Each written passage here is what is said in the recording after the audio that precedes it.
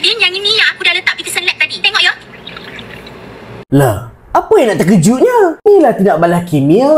Ayah iodine campur dengan solution yang pure vitamin C. Dia guna vitamin C solution yang ni lah.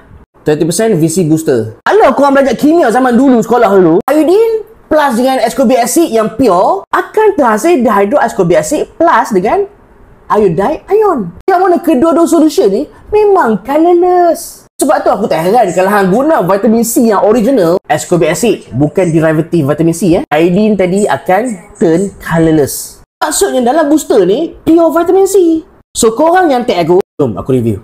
Manfaat vitamin C untuk dull skin, kulit yang tak sekata. Vitamin C memang champion. Memang ada kajian. Ada study mengatakan anti-aging pun vitamin C. Yes, vitamin C dapat promote collagen production. Ini semua collagen lah. Kulit tegang means collagen cantik. Vitamin C juga. Masalah kulit pigmentasi, ada dark spot, ada melasma, ada freckles. Vitamin C juga berkesan.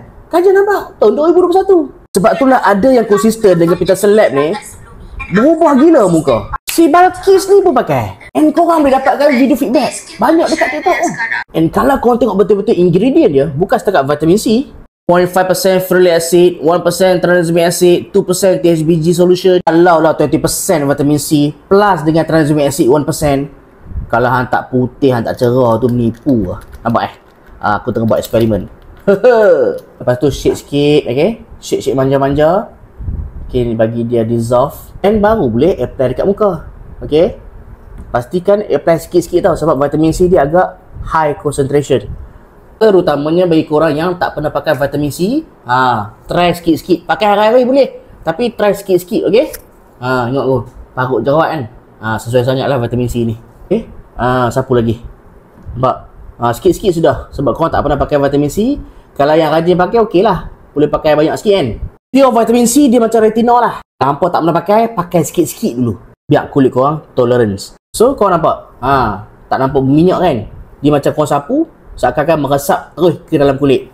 Selesa pakai.